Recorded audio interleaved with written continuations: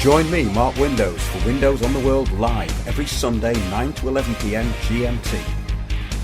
Check out our archive and programme stream at windowsontheworld.net.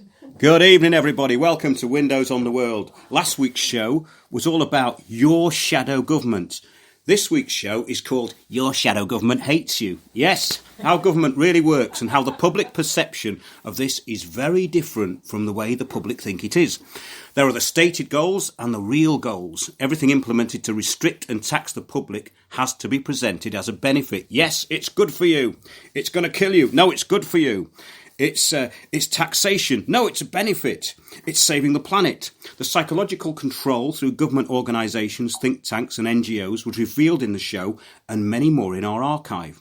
The state-backed protests and the infiltration of all of our not-so-vibrant communities, along with how this is all achieved, are all explored and explained in the ongoing research and revelation in our shows.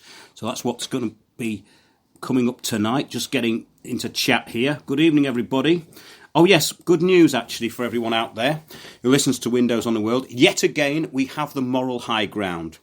We've had the moral high ground for many weeks now in our ongoing investigations into local council corruption and lies within the press and the police. And further, we have the moral high ground, and we're going to be exploiting it and telling you all about it in the weeks to come. But first of all, let's get into the show.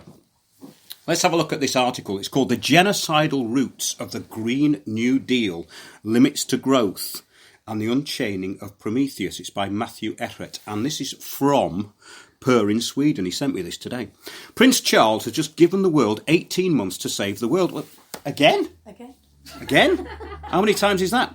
Over the past years, the prince and his father, among other inbred aristocrats of Europe, it says here in brackets, have taken an incredible interest in the safety of the earth from the pollution-emitting machines who greedily consume and reproduce without any consideration for Mother Gaia. In recent months, this green transformation of the globe has taken the form of the Green New Deal, promoted in the US by Congresswoman Alexandra Ocasio-Cortez, which is far too many syllables for someone of her minuscule and not-so-active brain capacity.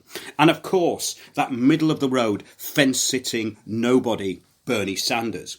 A children's campaign endorsed by Pope Francis and led by Greta Thunberg has spread across Europe and America, while a billionaires club under the guidance of Al Gore and George Soros is funding a sunrise movement to fight global warming. I thought that was a very good way of starting the show tonight, and this is from the UK Daily Mail. Backlash at barefoot Prince Harry and hypocrite Greenerati. Eco-warrior elite who turned up at secret climate change Google camp in 114 private jets, helicopters and mega yachts are mocked for leaving their own carbon footprint.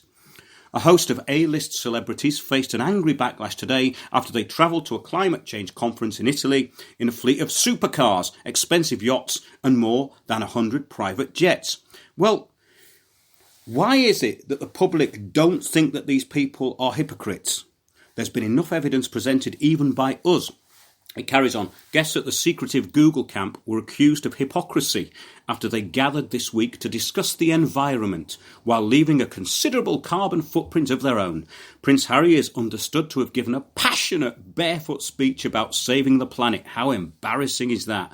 Although Buckingham Palace has refused to confirm his attendance or whether he too travelled by private jet. I wonder if he took that Z-list celebrity, aka his missus, with him. Per in Sweden added, pity poor Greta couldn't make it, it's too far to swim. Now we're going to be getting onto this in a few weeks' time because here at Windows on the World we have an exclusive. We have had access through our intel to Greta Thunberg's little known and very secretive sister. Don't tell anyone. We're going to be bringing her on next week. And following on from our last show, Your Shadow Government Exposed. What is it with these animals in here? I'm in the presence, ladies and gentlemen, of Sandy Adams and Miss Soma. And we've got two creatures in here. Pagan. Correct. Okay. So following on from last show, Your Shadow Government Exposed. This week's conspiracy nutters are really the United Nations and not those who speculate on whether Jeffrey Epstein committed suicide. Being worth more than the economy of a small country, being linked to Israeli intelligence and throwing sex parties is run-of-the-mill news. We've got something much better than that. Climate emergency! Yes! We're going to talk about that. The media stories which cannot be properly investigated by real journalists are just stories, so let's stick with the news. So, this week, more confirmation of the plan to eradicate those with a functioning brain cell or three by labelling them conspiracy extremists. According to the FBI, in an allegedly leaked plan to target dissidents, anything that can be categorised as a conspiracy theory or is at odds with the official conspiracy theory means you are on the path to radicalisation and violence. If you look into what the government don't want you to look into, that is. Well, we already have this in the UK. It's called the Prevent Strategy, which now targets homegrown terrorists who disagree with the state. And of course, the various disinformation outlets like RICU. Have you heard of that? Research Information Communications Unit. No, it's not something out of the old Soviet Union. It's a government-backed body. The Institute for Strategic Dialogue, which is basically an offshoot of RICU, which actually is funded to put Russian disinformation stories about and discredit people who go against the official narrative. There's also the Integrity Initiative, ironically, whose website recently disappeared, and they are just about, in my opinion, to state that they've been hacked by the Russians. I bet that's what they're going to do. Take a look at that, the Integrity Initiative, see what it says on it. It's very funny, because the website isn't there anymore.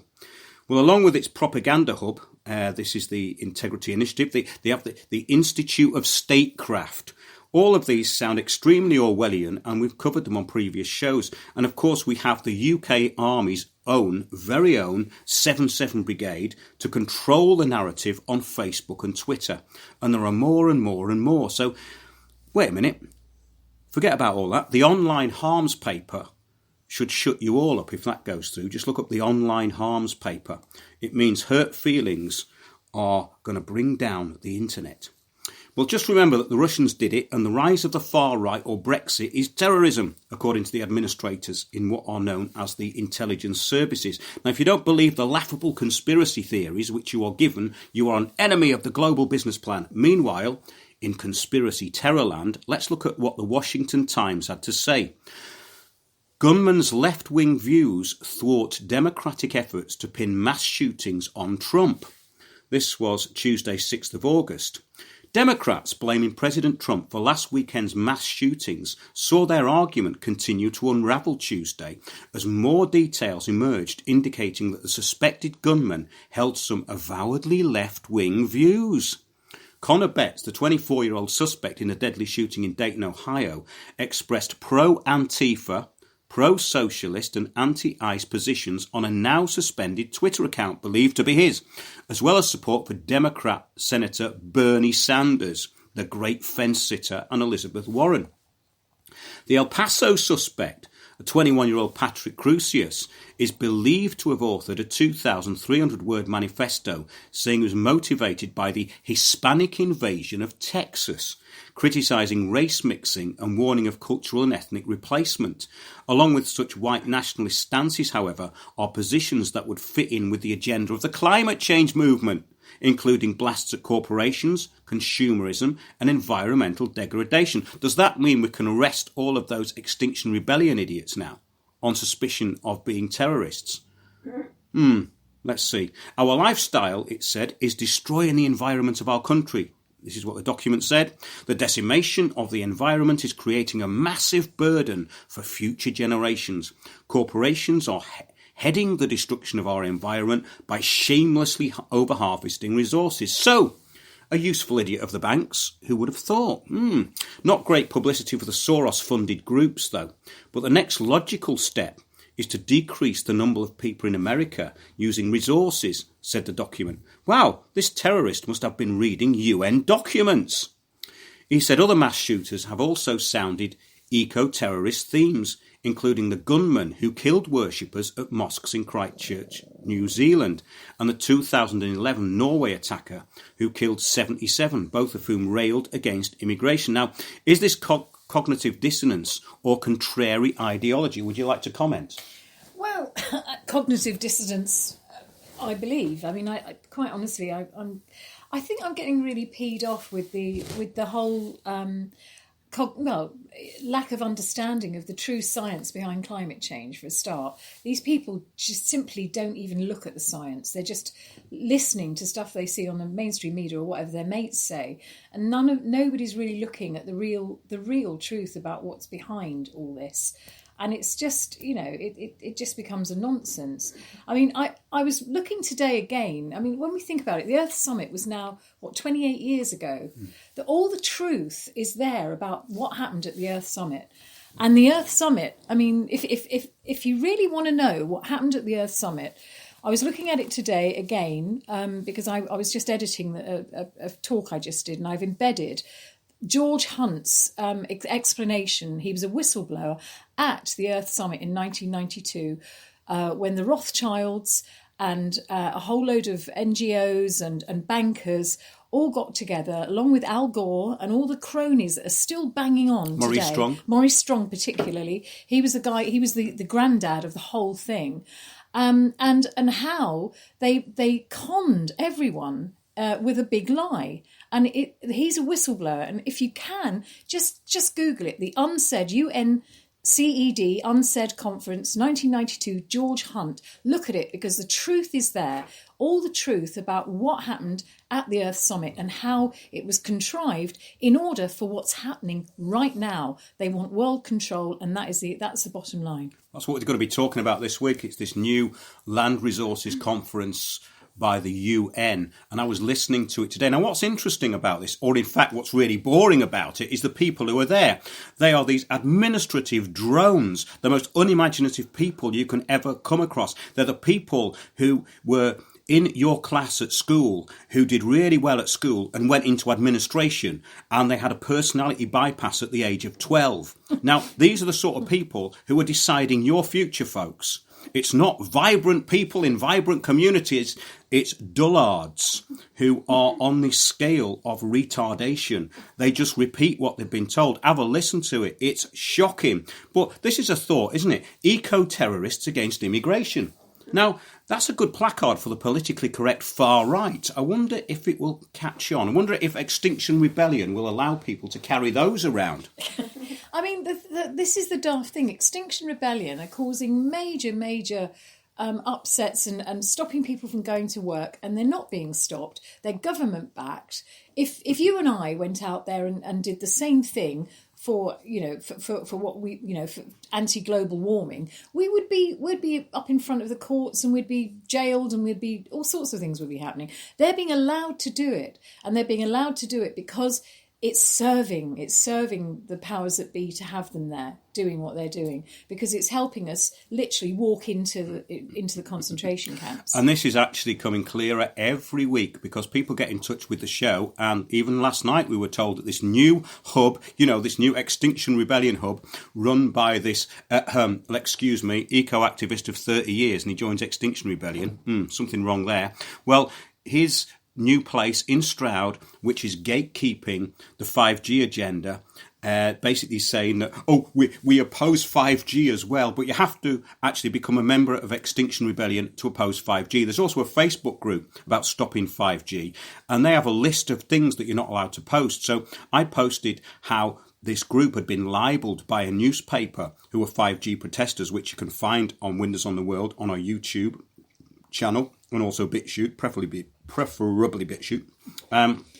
And the thing is about it is that you post something that's of local interest, or which would actually get into the press or change things, and they won't put it up there. You know why? Because they're gatekeepers. Everything in this country and all over the world has gatekeepers, and no more than in this country. We are under infiltration, ladies and gentlemen. I've been for a long time. Yes, I started with an article I did in about 2013 called Big Society Change Agents. It's been downhill ever since. There's hundreds of thousands of them. Yes, they live, we sleep.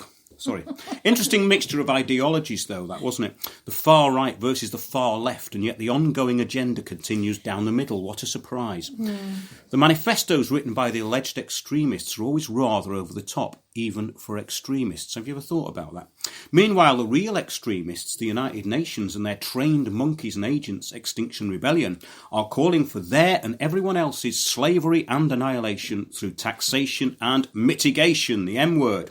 This is the business and financial side of the 4.5 billion-year-old climate emergency, which has turned out quite nice again recently, hasn't it? It certainly has. And it has been going on for billions of years. It's nothing new. And they're just turning it round to make... Well, the globalists are making a lot of money on it. Basically. Certainly are. And they've got a lot of idiots who are following it and making loads of money for them. They have. So following on from the last show, we will carry on this week, which saw the UN announcing their proposals for land use, which will see less food grown, more biofuels, more restrictions and further land grabs under the banner of sustainability. Is anyone out there still falling for this? Well, yes. This was from the New York Times. The world's land and water resources are being exploited at unprecedented rates. Yeah, by people like Nestle, really, and massive corporations, A new United Nations report warns, which combined with climate change is putting dire pressure on the ability of humanity to feed itself. Well, they'll be putting dire pressure on humanity's ability to feed itself by growing biofuels. We've just caught an Extinction Rebellion activist and we're torturing it just for your pleasure out there, ladies and gentlemen, by the way. So we're not really. It's just, it's our mascot. That would be fun, wouldn't it? It's Windows on the World mascot for this week, Yes, but remember the idea. That is the idea. Artificial scarcity to gain more control. It's a depopulation programme and has nothing to do with the climate. That's just tagged on as the consensus builder. But the report prepared, it says here, by more than 100 experts from 52 countries. Well, actually it wasn't. It wasn't 100 experts, as they later admitted. It was released in summary form in Geneva on Thursday, and it found that the window to address the threat is closing rapidly. Well, it has been for quite some time, and the land grab is accelerating whilst the climate catastrophe fails to materialise. The banks want the assets they were promised when this scam started in 1992, as outlined by Sandy Adams there. 500 million people already live in places turning into desert. Is Somerset turning into a desert for you? No, not really. No, I can't see it myself. Well, it's a great big lawn at the moment, yeah. Walthamstow isn't a desert either. No. Strange, isn't it? Soil is being lost between 10 and 100 times faster than it is forming, according to the report. Well, how do they know? And it's rather vague, that, isn't it? Rather loose figures there, as usual. Yeah. I mean, that's mainly, though, because of bad farming practice, which the UN have never done anything about, have they? No. They don't seem to be interested in that, but it carries on, this New York Times article. Climate change will make those threats even worse as floods, droughts, storms and other types of extreme weather threaten to disrupt and over time shrink the global food supply. Well, what we're talking about here is restriction of access to food. A slightly different thing there. Yeah. It says here, climate change will make those threats even worse. Yes, as the UN IPCC stated, there has been no change or rise in the amount of extreme weather events in the last 100 years. But let's not let that get in the way of a good business plan. This is all kind of propaganda that's kind of to groom us for what they're going to do to us, basically, isn't it? Correct. Yeah. I mean, they're literally just setting it all up so that it's a foregone, prophecy, really. Yeah. Oh yeah, okay, Sandy. Yeah, who's they? I'm going back to have a consensus meeting at Dragon's Den. Carry on, have a nice life. Carry on with your conspiracy theories. Oh gosh, I'm so bored with being called a conspiracy theorist when the biggest conspiracy is global warming is the biggest conspiracy, and the whole smart city agenda is the biggest conspiracy. This is crazy. Yeah, but don't tell everyone. Undernourished, really. We're being undernourished, it says here, but it's really because of poor diet. Exactly what the UN plan is all about, along with its replacement migration. The plan is to create more food scarcity, which is what this latest land use paper is all about. It carries on. Let's see what else it says. A particular danger is that food crises could develop on several continents at once. Oh, I wonder how that could come about. They couldn't orchestrate that, could they? The World Bank couldn't orchestrate a thing like that. They wouldn't do that, would they? Of course not. They don't have the money, do they? Cynthia Rosenweig, a senior research scientist at the NASA Goddard Institute for Space Study. Well, what's she doing talking about? Yeah. And one of the lead authors of the report, the potential risk of multi-breadbasket failure is increasing, she said. All of these things are happening at the same time. Well, everyone should stop eating bread. We've all stopped eating bread, haven't we? Bread's not good for you. No, stop eating bread. So the multi-breadbasket failure is a good thing. Don't eat it. It's no good at all. It is, though, part of the plan, and one which will never be addressed. It is part of the ongoing Agenda 2030 agenda. Now, let's have a look at this 8th of August report now, which has sparked off the usual exaggeration of the already doom-laden exaggerations for control and profit by the United Nations. It says, based on the findings of thousands of scientific studies from across the world, the report concludes that land use currently accounts for almost 1/4 of human-caused greenhouse gas emissions. Rubbish! Correct. So take it off humans and give it to the UN. Now to banking and the climate crisis. And make the bankers even richer. We're going to go to one of my favourite people. Yes, me. Sir David Attenborough. I attended a conference at my favourite place, my favourite investment bank, Coutts. This is not a joke, by the way, he did. Sir David Attenborough, he sends a stark warning to Coutts clients at climate change event. I bet, have you been to a climate change event this week? I haven't. No, not this week, no. But also this guy, he pretends he's some kind of scientist. This guy is a scripted actor. He doesn't understand the science, and if he does, then he's lying. Mm-hmm. Because he's not science based. He's just literally scripted. So somebody's giving him scripts, aren't they? Okay, so to troll this let's out. Get back to my script at Coutts. The renowned broadcaster, me, of course, and a naturalist. Sir, I like that bit, David Attenborough, told Coutts clients that he was baffled, or I was baffled, in the third person. And more had to be done to use the sun to meet the world's energy needs. And why had we not used the sun before? Well, he needs to look at how the national grid operates for a start. He could even watch our report, Green Energy Agenda Explained. The 93-year-old was speaking at a Coutts event on climate change at the bank's headquarters in central London. So the money, as we know, is in mitigation, David. For you, it's crappy voiceovers, but let's look at the bigger picture. Well, actually, I said, we could get all the energy we need right now, directly through the sun. Well, as it shines out of your oversized arse, we probably could. But wait a minute, this is not true at present. And the energy suppliers would tell you, David, it wasn't true. But you are on the gravy train of blissful ignorance and you prefer navel-gazing to research. I carried on.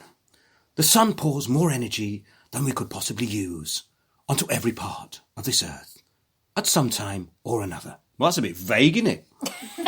Well, only when it's solar mass ejections, David, actually. Yes. Coronal ejections. Yes. Are my favourite thing. Why has it taken us so long to think about capturing it directly? Every other method we've tried has had terrible consequences. Well, that's meaningless waffle as usual. The man clearly should stick to lying only in his voiceovers rather than coming out with logical fallacies and unsubstantiated speculation. Addressing an audience of over 300 of the bank's clients, the Blue Planet narrator said, "The levers that need pressing, I think, may well lie within this room." Well, they will lie and they will be in this room, and they are the levers that need pressing because it's all about money, folks. The money's in mitigation. The money's in creating technology that won't solve a problem, that will never happen. But there's lots of money to be had there, as was stated by George Hunt in 1992 at the UNCED conference. Look it up, folks. Yes, but Attenborough was right about the banks. They are the main benefactors of the climate emergency. Okay, so to finish off my speech, I said, this is not a theoretical problem. The urgency cannot be exaggerated. We have to do it now. You have such a power. Please use it, because we can't wait. The world is warming at an intolerable rate. No, it's not. No, it wasn't today, you lying toe rag. Well, his lips moved, so he must be lying. But it's a profitable lie, as the banks know. But talking more generally about the impending catastrophe of climate change, Sir David said the only way to solve the problem was for the world to work together. Yes, under the UN and the World Bank, of course. Now, this idiot must know it's a scam. What have they got on him? He can't seriously believe the crap he spouts, can he, Sandy? They've either got something on him, or he's being paid a fortune to spout this nonsense. I mean, how can anybody be that stupid? And in conclusion, we have been parasitic on this world for a very long time. No, we haven't. Speak for yourself. I'm doing the world a great service exposing the likes of you. Okay. Actually, there's more. There's more. For an encore, he came back and he said, the system is rapidly becoming bankrupt. And when that happens, not only will our ecosystem disappear, but we ourselves will be at hazard. No, the banks are doing well out of it, and the only way our ecosystem will disappear is with the help of treacherous liars like you, who are a front for global totalitarianism. I don't think I want to hear much from him, but I suppose we had to let him finish off here, I suppose. Here we go. Humanity, as a whole, for the first time in history, has to deal with a worldwide problem by mutual agreement as to what's to be. Has he been at all these UN conferences or what? He must be earwigging under the bloody table at every one of them, mustn't he? Has, yeah. If we continue with our nationalistic views, we are heading for catastrophe. Now, did you hear that? Wow. So now climate change is about nationalism. Yeah. And that's right wing, isn't it? He did, so Brexit is to blame for climate change. change. Yes! Sorry, you can't make it up. Well, you could do, because they do it all the time. Do it all the time. Meanwhile, those who may know a bit like farmers, you know farmers, the people who work on the land, They used to work on the They used to work on land. They actually get money for not growing anything now, don't they? Yeah. But they're not convinced by the UN land grab. Now, this is from Farmers Weekly, okay? Good, yeah. Farm leaders have accused national media of twisting the facts contained in a major climate change report in order to promote their own anti-meat agendas. Yeah. Mm. Good. The UN's Intergovernmental Panel on Climate Change report on global land use and agriculture was published on Thursday, the 8th of August. The report recognises the importance of diverse farming systems, including sustainably managed pasture and livestock, as a key means of mitigating climate change. Now, read that as land grab and regulation, no useful crops, biofuels, more control and management systems put into place. It concludes that balanced diets should include animal-sourced food produced in resilient, sustainable and low greenhouse gas emission systems. But are they vibrant? If they're not vibrant, then it's no good, is it? They're resilient. I mean, come on. Well, the shock Windows on the World report finds cows farting is not the end of the world. Nah. These present major opportunities, it says, for climate adaptation and mitigation while generating significant co-benefits in terms of human health, the report says. Okay, so adaptation and mitigation, that's the money tree for the banks and corporations, as we said. It carries on, but some sections of the media have claimed the report calls on people to reduce their meat consumption in favour of a vegan diet. Well, yes, every day in the likes of The Guardian, The Hunger Games, the restriction and rationing on the back of the big lie. Stop eating what you want and get what you're given. And don't be healthy, basically. Correct. NFU President Minette Batters said, having gone through the report in detail, it is clear that the IPCC recognises the important role animal products play in a balanced diet. And when produced sustainably in a low greenhouse gas emission system, it is actually part of the solution to climate change. So get those cows to stop farting and you can eat as much meat as you want. Corks. Should put corks in their bums, shouldn't they? That's cruel, Sandy. Yeah, I suppose it is a bit. But it'll stop them farting, wouldn't it? Yes. They might just blow up like balloons and fly off, though. So we need more CO2. We need more unicorns. We need more unicorns. Spin it from every angle. Why not? Spin it right back at them. It carries on. It is therefore incredibly frustrating to see this inflated within some parts of the media to recommending a reduction of meat consumption in the UK. Well, that's an understatement, and it is being enforced through all media, brainwashed children from ages 8 to 80. They're everywhere. Miss Batters emphasised, it says here, that the NFU's aspiration to become net zero, reducing agriculture's greenhouse gas footprint and offsetting emissions by 2040, does not mean downsizing production. But it does mean downsizing population. That's my addition there. She pointed out that 65% of UK farmland is best suited to growing grass, and that means using our grasslands, which are also a huge store of carbon, to produce high-quality beef and lamb, something which may be exploited, but only if the UN is disbanded, right?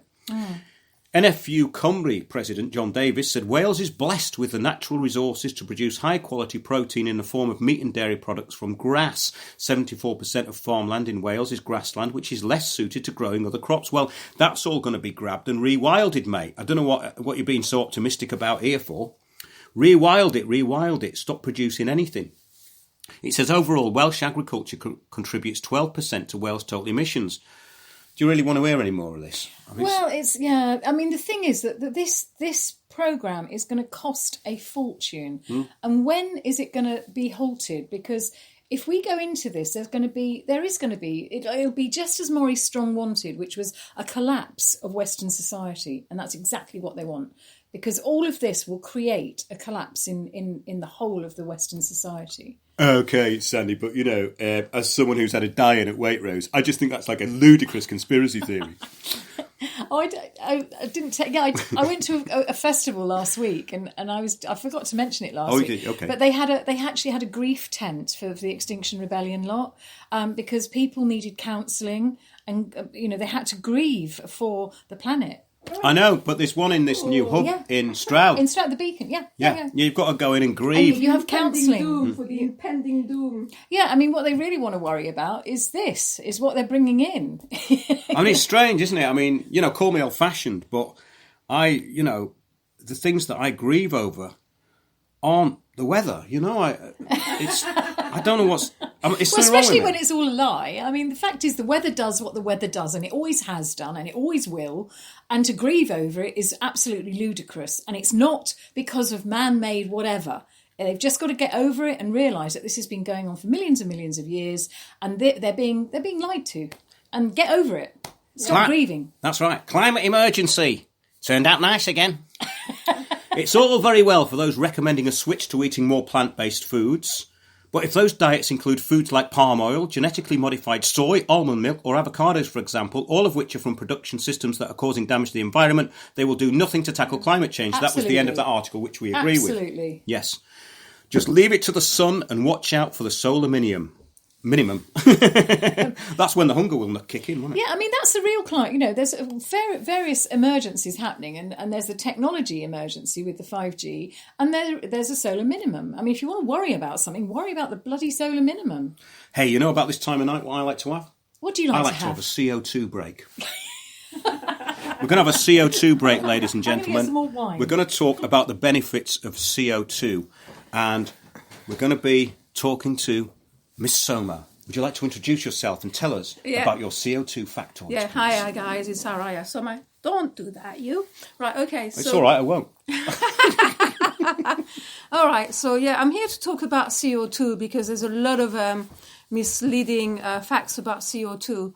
So first of all, I'm sure most of you know that apart from the fact that it's plant food, basically, as humans, we are not selective to what we breathe. So the air mainly consists of nitrogen and oxygen, but the oxygen is usually about 20%, and then the rest of it is mainly nitrogen. And we are very, very short on CO2, and the other gases that are part of the air they're hardly worth mentioning because they only probably make up about 1% of that 99 of that 100%. So CO2 basically at the moment has rose a little bit in the last 7 years. It's only 440 parts per million, isn't it? Yeah. Basically, it's risen from 300 parts per million to 450 roughly. Right, that is completely. It's negligible. It's negligible because the safe levels of CO2, we are dangerously low on CO2 on the safe levels, are 1,000 and above till about 2,000. Then it becomes a little uncomfortable. And the danger levels of CO2 are 5,000. So we need to actually raise the CO2. And actually what people don't realize is that planting trees is definitely the one thing that we should be doing.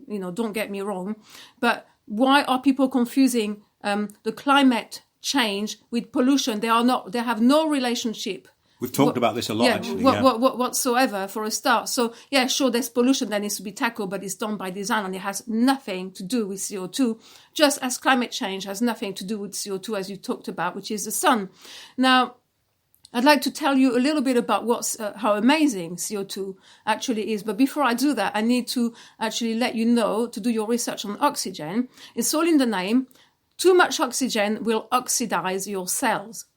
Now, this is why we don't need too much oxygen, okay? So we should never have more than 20% oxygen in the air, because after that it will start burning your cells and burning your lungs on skin and so on. I'm going to go and live in a polytunnel with some tomatoes. Yeah, exactly. That would be the way. Well, this is why farmers all over the world, because of the lack of CO2 in the atmosphere, they are having to inject CO2 into their greenhouses on polytunnels, because CO2 makes plants resistant to disease, makes them grow bigger and thicker and far quicker. Now, as humans, we can get healed by CO2 as well. So, for example, if you don't feel well and if you feel a little bit sick, you take a paper bag and you keep breathing, putting your mouth and your nose into the paper bag and keep breathing out into and breathing it back in, so that eventually all you're breathing in is CO2. Right, you can do that for a minute or two and it's not going to kill you or anything. And in fact, by doing that, once you start breathing in the oxygen again, it will make your body utilize the oxygen far better. Now, as a yoga teacher in London, I used to teach in a particular gym called the Third Space in Soho.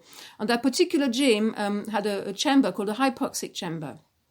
So this chamber is designed in such a way that they have raised the altitude to 3,000 meters high, above sea level. So basically there's hardly any oxygen. It's reduced to about 5%, and the CO2 is definitely risen to about 1,200 per million. So it is a little harder to train in there. You can feel it, it's a bit heavier. But a 20-minute run in a hypoxic chamber is like doing an hour in normal circumstances. And also in that chamber, everyone that was injured would come and cycle in there or run in there or row in there, because the more CO2 there is in the air, or a good safe level of CO2, a good level of CO2, it will actually reduce the healing time. Now, the other thing I need to point out as well, and this is especially for the counsellors in Glastonbury, a lot of them tell me they're scientists. I don't believe it. You can't be a biologist telling me this. You seem to think that CO2 is poison. No, CO2 is not a poison. I think that's kind of a universal deception. It's a universal deception, because CO, carbon monoxide, is a pollutant. That is true, but not carbon dioxide, which is what we're talking about, CO2. It is not a pollutant. And the only way you would ever reach danger levels of CO2, and when I say danger levels, it's still not going to kill you, but you're going to start really feeling quite uncomfortable, is if CO2 reached the levels of 5,000 per million. Now, this will never happen in real life. It's not even something you need to ever worry about. The only way that would ever happen is if I stuck you in a sealed and tight room, and without any air to breathe, without any ventilation, without a tree, without anything else. Yeah, don't do that to me again. Yeah. Eventually, obviously, you keep breathing out carbon dioxide, and eventually, by just breathing out carbon dioxide and having exhausted all the oxygen and the nitrogen from the air, then eventually you're going to have to breathe in the CO2. And you still will not die of CO2 poisoning. You're only basically going to die of lack of oxygen. That is exactly what's going to happen. So don't worry about CO2. We can never really have enough of it. It's just completely ridiculous. And actually, by planting more trees, it's not true. We are not going to get more oxygen by planting more trees. We are going to get more CO2. And that is the reason why people who live in the forest and live high up in the mountains live longer, because there is more CO2, meaning there's probably around 1,000 per million in the mountains and in the forest. And this is why people live longer there. So yes, high altitude is very good for you. Yeah, it's very, very good for you. So CO2 is a healer. People who have cancer can heal themselves with CO2 as well. So it's actually nonsense. And I would be more worried with the air having extra oxygen than extra CO2, because oxygen is the one that will kill you. Yeah, all those years working as a Sherpa going up and down the Himalayas never did me any harm. We'll be back just after the sting. Join me, Mark Windows, for Windows on the World live every Sunday 9 to 11 p.m. GMT. Check out our archive and programme stream at windowsontheworld.net. Great information there from Arya Soma. And we've got Miss Adams in the room as well. And we're going to now go on to climate change and land use. Yes, the special report which came out on the 8th of the 8th, 19 by the Intergovernmental Panel on Climate Change, the lobbying arm of the UN. Geneva, August the 8th. Land is already under growing human pressure. Well, it'll be under a lot more pressure when you're all in cities, because that's where they're taking you, and they're going to get you off the land. That's what this is about, reclaiming, rewilding and nicking all the land. Human pressure and climate change is adding to these pressures. At the same time, keeping global warming to well below 2 degrees centigrade, which of course is impossible, and it's not exactly uniform, is it? No. I mean, how can you actually say that? What a ridiculous thing to say. It can be achieved only by reducing greenhouse gas emissions from all sectors, including land and food, the Intergovernmental Panel on Climate Change said in its latest report on Thursday. Now, this is a special report which actually includes all 3 working groups. Well, I don't think these people have ever worked a day in their lives, but they get flown around, increasing their oversized carbon footprints and boring to death the delegates at these conferences, which are actually just implementing your future. And you don't really know about it. But all this stuff goes directly into policy, and that's what people don't realise. They think this stuff's non-binding. They say it's non-binding, but it's all policy. The Climate Change Act, etc., etc., etc. It says here the IPCC, the world body for assessing the state of scientific knowledge related to climate change, its impacts and potential future risks and possible response options, saw the summary for policymakers of the special report on climate change and land approved by the world's governments on Wednesday in Geneva, Switzerland. It will be a key scientific input into forthcoming climate and environment negotiations, such as the Conference of the Parties of the UN Convention to Combat Desertification. That was the COP14 in New Delhi, India in September, which is coming up, and the UN Framework Convention on Climate Change Conference, COP25 in Santiago in December. See, this stuff rolls on and on and on, and we've got the habitat conferences every 2 years, which are dictating how and where you're going to live. And they've got the one in Jaipur in 2020, in March 2020, which actually is all about wilding. It's called the Wilds 2 conference. Yes, that's right. Wilderness 11. Wilderness 11. Yeah. And it's they actually are intending to rewild 50% of the planet. That's what this conference is about. That's what it's about. So the land grab under this desertification and all the rest of this crap that they're talking is the excuse to steal it all. 50% of the world. Not a bad scam, really, is it? Governments challenged the IPCC to take the first ever comprehensive look at the whole land climate system. We did this through many contributions from experts and governments worldwide. We use the term expert loosely. What we mean here is lobbyists. It says here this is the first time in IPCC report history that a majority of authors, 53%, are from developing countries. Well, how bloody patronising is that? Said Ho Sung Lee, chair of the IPCC. This report shows that better land management can contribute to tackling climate change. But it's not the only solution. Reducing greenhouse gas emissions from all sectors is essential if global warming is to be kept well below 2 degrees C, if not 1.5 degrees C. This is absolute absurdity. So the lame-brained administrators are micromanaging the world with their unproven assumptions and projections. So that's really what's been going on this week. Thought we had to report on that because you're not really hearing much about it, apart from the gross exaggerations, even of the UN IPCC, in pathetic rags like the New York Times and, of course, the UK Guardian.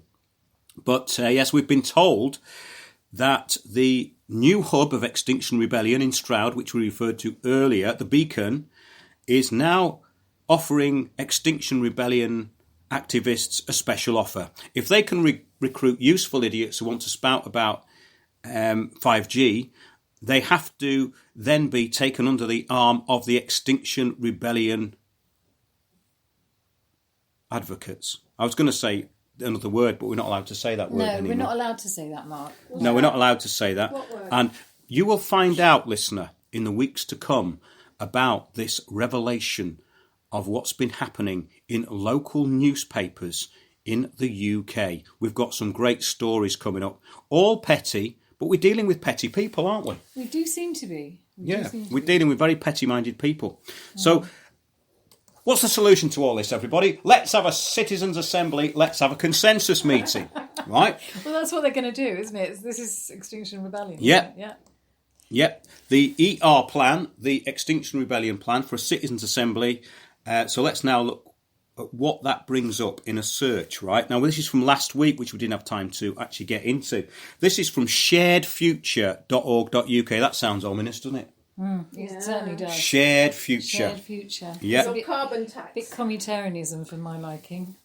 Oh, you're so cynical, Sandy. I mean, you know, when I had my dine at Waitrose, I mean, nobody mentioned communitarianism. I mean, I'm sure this is like some conspiracy theory, you know. Citizens' assemblies have gone mainstream. No longer are they the preserve of those democracy geeks who have the Oxford Handbook of Deliberative Democracy on their bedside tables. It says slightly ironically, but not really getting the point. Basically, you mean brain-dead, useful, idiot totalitarians. But it says here, climate activists, politicians and health professionals are excited by their potential. Well, they would be, because this is the way you get what you want.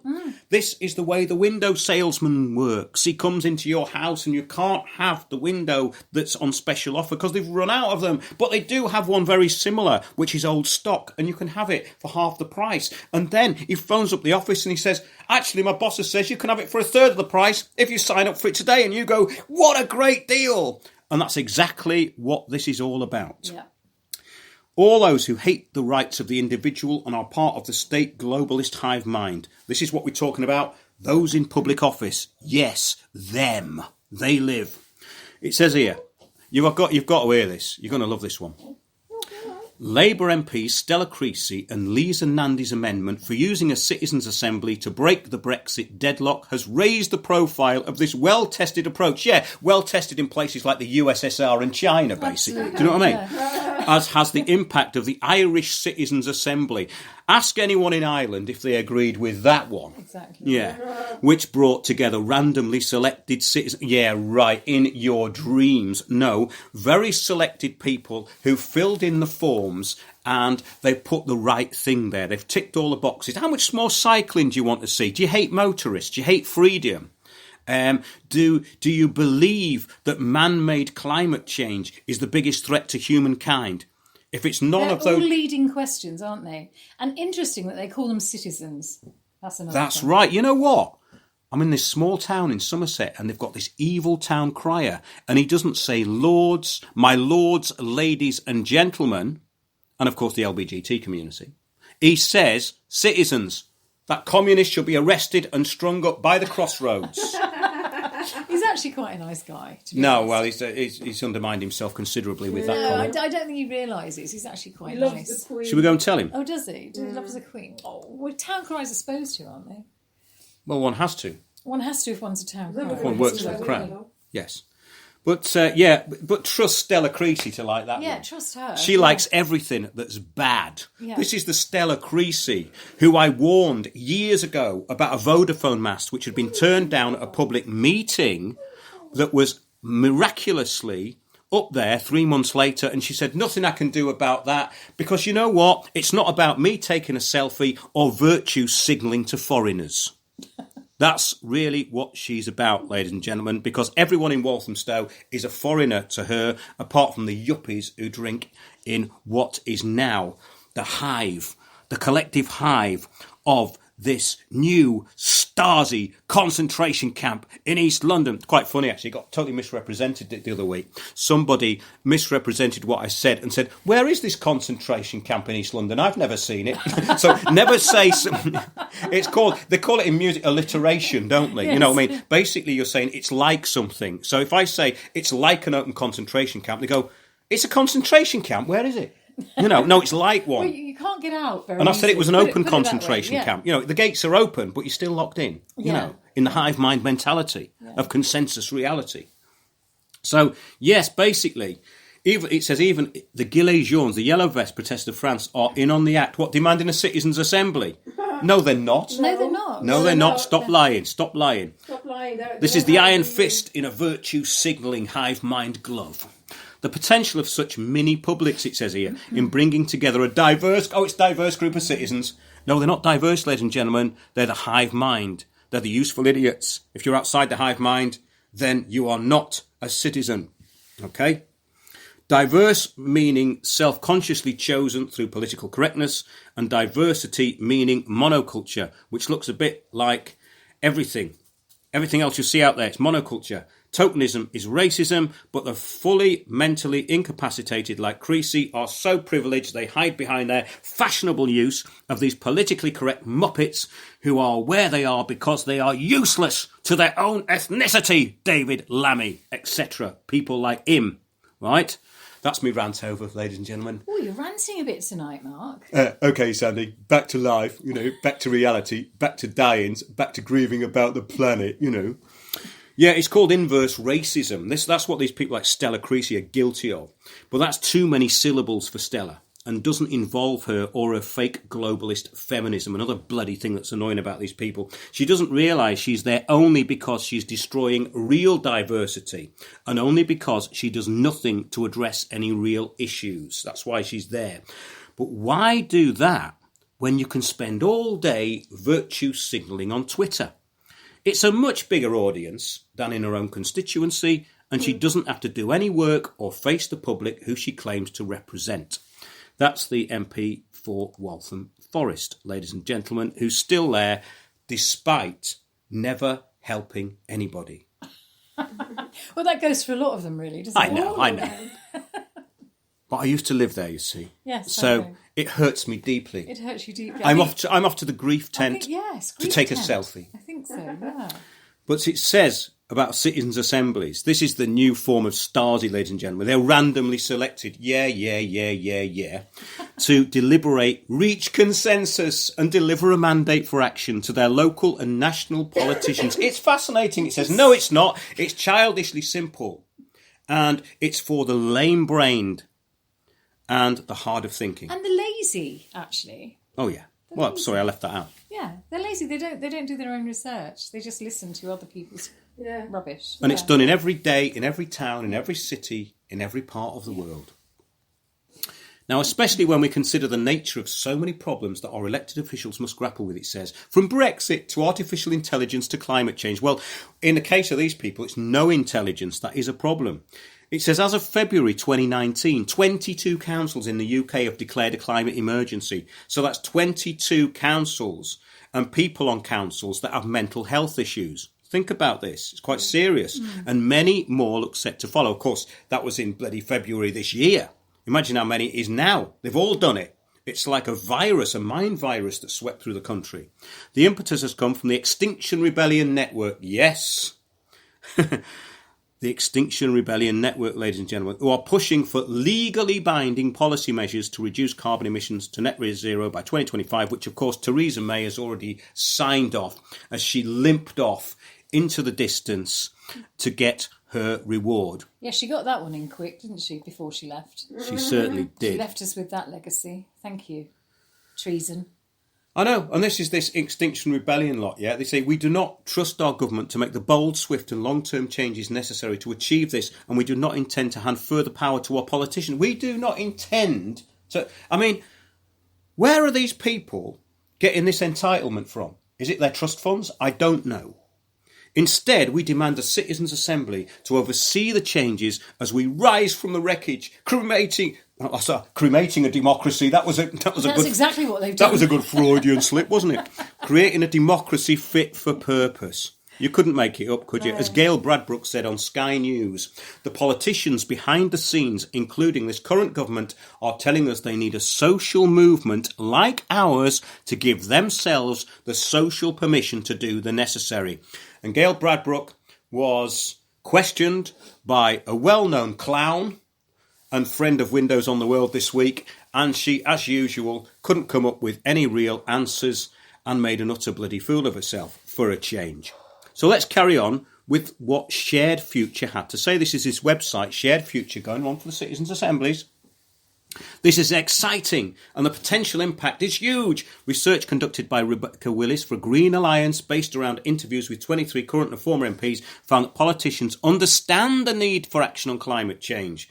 But that is not straightforward for them to make the case for it. They do not currently know whether there is a public mandate for action on climate change. So let's get an NGO and tell them. Let's get a group who are causing major public order issues to advise them. I bet that if I were to glue myself to a building with a banner asking for a debate on climate change, I would be arrested, because we wouldn't be talking about the climate change that they're talking about. We'd be talking about the climate of change, which is slightly different. We'd be dragged off, taken to court and fined, or worse. I mean, this is absurd. What these people need to face and realise is a real police state. I wonder if what happened in France could happen here. It might teach them a lesson, don't you think? Yes. Wouldn't that be great? But, you know, the Yes. British are terrible. They always leave it way too late. I mean, Yeah, and also they want to effectively end all life on Earth by being CO2-free emissions by 2030. Oh, Yeah. God. I mean, I've had too much now. I'm going to the Beacon. I'm going to the grief tent. I've had enough. Can't take it anymore. Okay, And guys? Bill Gates has invented a machine to suck up the CO2 from the air. You can't. I make can't it up. believe how many conspiracy Bill theorists are in this room. Gates, he's not a scientist. I mean, he's a depopulation. Exactly. It's only business, it's Merchant. nothing personal. Come on. The report concluded one practical way in which politicians could explore the public mandate for action and develop a meaningful policy solution is through greater use of deliberative processes such as citizens' assemblies. This is the new Stasi. This Yeah. is the new totalitarianism we've warned you about, ladies and gentlemen. So you better get to that grief tent and you'd better get angry. Get angry and get even. Or as they say, could you guys put your anger aside, please? What are you laughing at? The controlling of the public narrative by enforcement, that's what we're talking about. It's absolutely disgusting. It's absolutely disgusting. I've got more on this here. Yes. They want to be demographically diverse, which means they're all the same. They're all the same lame-brained, over-entitled, stupid people who won't take responsibility for themselves. They're the people who cycle through central London, hang onto the side of lorries and get run over by them because they're so entitled. This is my view. It's not the views of all the contributors to Windows on the World, ladies and gentlemen. The D word, yes, demographically diverse. This really means useful idiots selected through a consultation which profiles the most useful, the ones who go along with the intended outcome, the ones who will not only be manipulated, but will enforce the strategies locally, the mini-dictators, the climatards, those who worship St. Greta and the new apocalyptic death cult on Gaia. Ladies and gentlemen, this is a war. Get involved. Do something about it. Have a consensus meeting. Have a die-in. But just do something! The right question, it says here, carefully worded, easy to understand and broad enough to empower participants to think creatively, such as, how should Burnley respond to climate change? I mean, it's not a loaded question, is it? Burnley, Yeah, how should Burnley respond to climate change? whichever way it wishes. Well, I would say, well, can we have some more sunshine, please? Yes. And can we have less rain? That's what I would be asking the local councillors for if I was in Burnley. Burnley. It doesn't. The sun doesn't shine in Burnley anyway, does it? No. No. No. No. Incentives, it says. To show we value their commitment, participants are paid to attend. So the useful idiots get paid. We usually pay citizens, jury members, £20 for a 2.5-hour session. Is that not called perverting the course of public justice? It certainly is. It's bust them from within. Correct. Each jury should be at least 20 hours in length. This is not a focus group. Time is essential if we want to enable participants to explore the complexity of the issue. In other words, brainwash them into the intended outcome. Yeah. Yeah, And yeah. pay your facilitators to do so. Am I in an echo chamber of my own making? Yeah, pretty much. To understand the opinions and experiences of other jury members, to challenge each other. Yeah, right. Yeah. So you get dragons coming out and saying, "Can you put your anger aside, please?" These aren't the wishes of the rest of the group. Each jury should be at least 20 hours in length. We challenge each other to disagree, to ultimately strive, where possible, for consensus. Ah, yes. They finally said it, and to write a set of recommendations. This means time to select the useful idiots and discard the rest, which is what they do.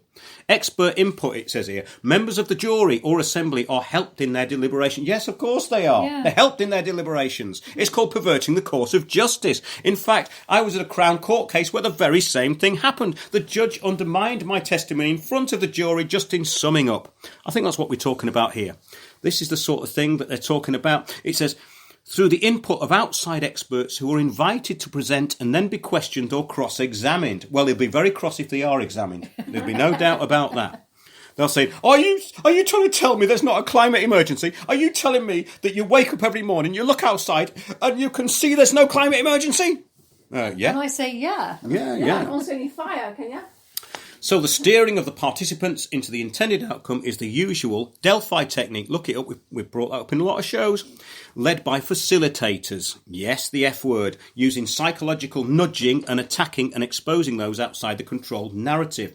It says facilitators who can ensure the process is not dominated by a vocal few and that everyone is able to have a fair say.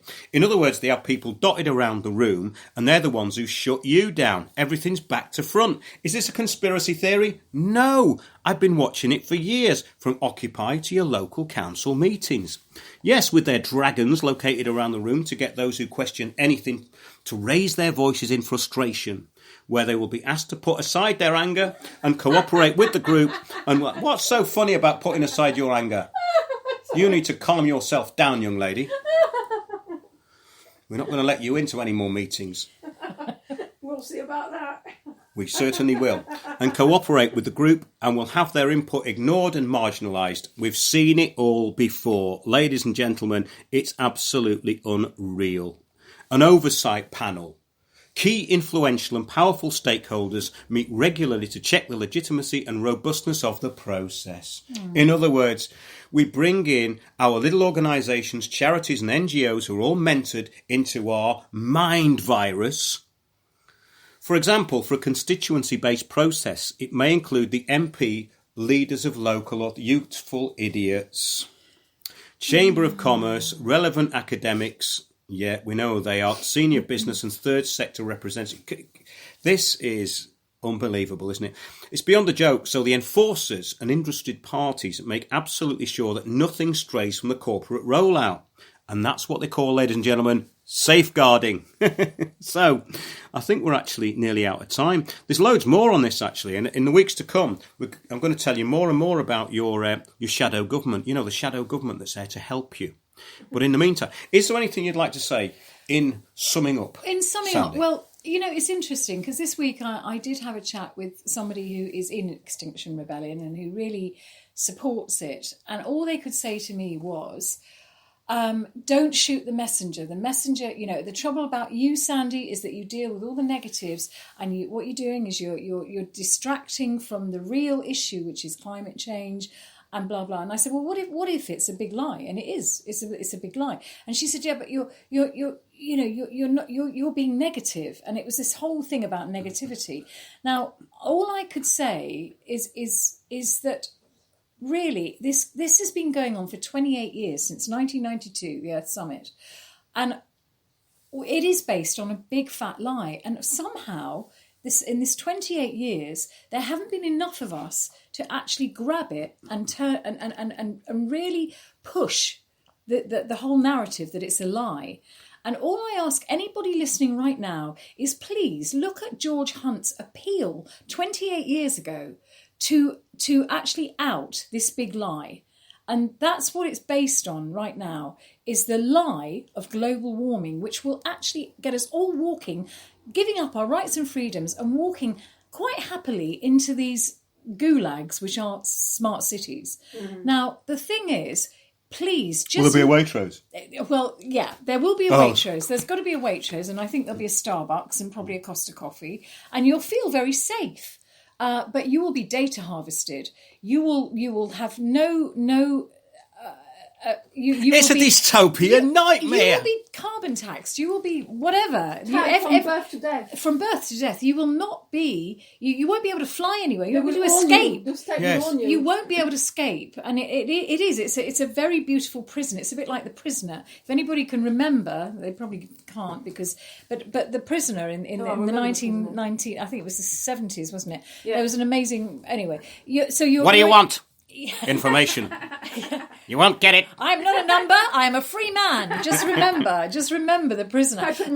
That's what it will be like. And the thing is, please just look at the unsaid conference. George Hunt. Look at it. He appealed. He was actually speaking from his heart. Sustainable businessman. 28 years ago, he was at the Earth Summit. He saw what was happening. He saw the lies. He saw them talking about us being used as cannon fodder and being used to carbon tax the entire planet and to monetize the entire planet. And yeah, just look at it. Unsaid conference. What about the main 1992. IPCC guy that quit not long ago? Oh, yes. Because he didn't want to take the big fat check for all the data that has Good for him. They were lying about all the data. Of course they're lying about the data. So he lied rather than take the big fat check. This is a man in his heart. Okay, guys, can you just put your anger aside for a minute, yeah? Because I want to close with a statement, Sandy. You've had your 5 minutes, okay? Fine, okay. Okay, now I'm going to have to call security if you carry on, right? Now, our mission is to move those we engage with towards greater individual and collective authority and autonomy. What's wrong with that? By supporting their ability to act wisely, confidently, and in community with others. Now, what can possibly go wrong there, Sandy? Please. I just give up. But, I don't know how we can fight this. And we know, please, all those that are listening, just... Make people aware. Make people aware. Just, we haven't got that long. I mean, we have got a bit of an emergency, actually. And we need to get on this because the totalitarian tiptoe is on its way. It's not tiptoeing, it's marching. Greta sister coming on next week. So. Oh, yes. And Miss Soma has just told me that Greta Thunberg, twin sister. Yes, her twin sister. We have a very exclusive series of interviews, so do tune in next week. That's it, slightly over time from Windows on the World. And it was a bit anarchic tonight, wasn't it? I like it a bit anarchic, I might set up a consensus meeting on anarchy, right? And get some placards, you know what I mean? Like we did down in Occupy, remember that? And Extinction Rebellion, well, yeah. And what happened to that? Reclaim the Power, Democracy Village. Look it all up, folks. It's all a scam. Yes, they want to harvest you. That's it for this week, ladies and gentlemen, boys and girls, and anyone else out there. Whatever gender you are, I know there's 56 of them. We'll see you next week at 9 p.m. And we might do some more shows during the week, actually, because Per in Sweden has sent me so much information I can barely get through it. Thanks a lot and good night, everybody. Join me, Mark Windows, for Windows on the World live every Sunday, 9 to 11 p.m. GMT. Check out our archive and programme stream at windowsontheworld.net.